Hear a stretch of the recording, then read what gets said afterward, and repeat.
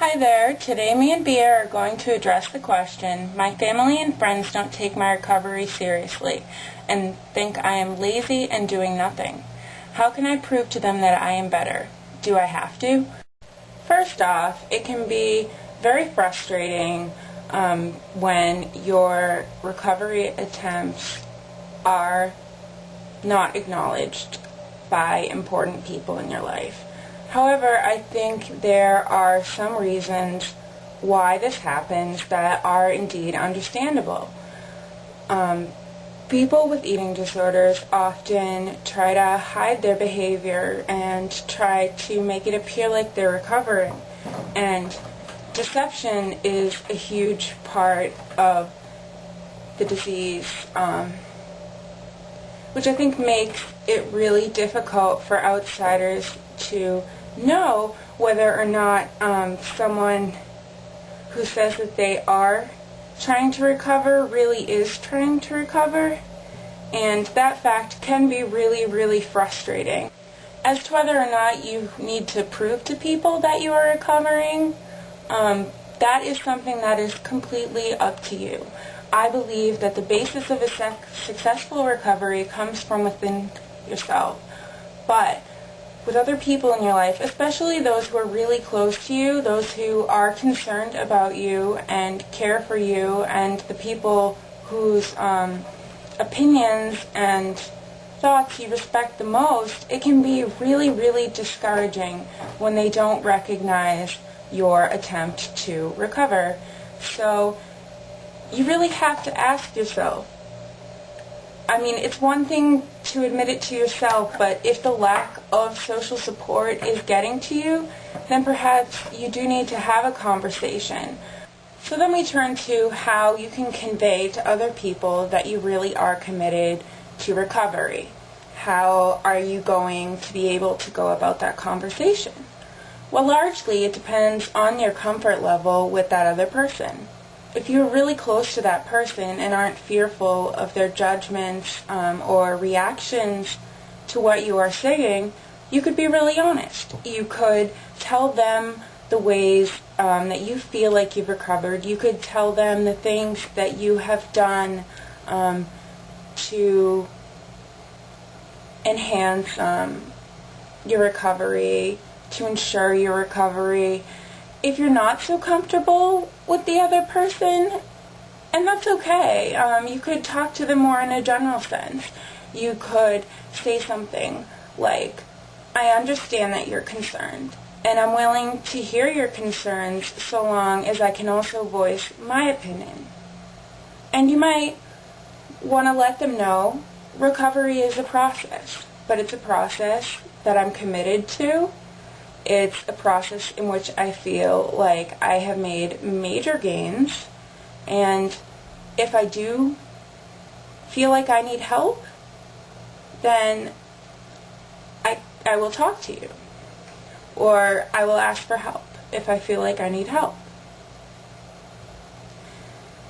There are numerous ways to go about this kind of talk with someone else. I think talking is going to probably be more effective than being evaluated by others behaviorally, just because it allows for a bit more honesty and communication, especially considering that weight is not necessarily an indicator of recovery. I think what you can convey in words or even writing, if you wrote somebody a letter, a note, just to tell them how you feel you're coming along in this recovery. That all may be very helpful. I am presuming that you are indeed recovered or in the process of recovering and are very dedicated to it. But for people who are trying to tell people that they are dedicated to it, that are lying to themselves too, I'm not blaming anybody who does that. I've done it before.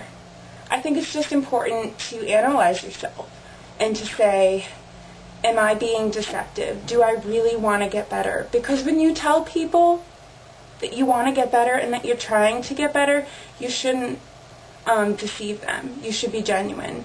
Because if they learn that you are dedicated towards recovery, and then once again your health starts to drastically fail in the future, if you do become dedicated towards recovery, they're not going to trust you.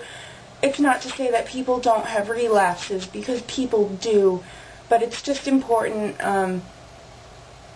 to know within yourself that you are trying to make this point for the right reasons, and it will likely warrant a better response as long as you're being genuine. And now it is possible that having a conversation or writing something to somebody, trying to convey this, that you will get a negative response.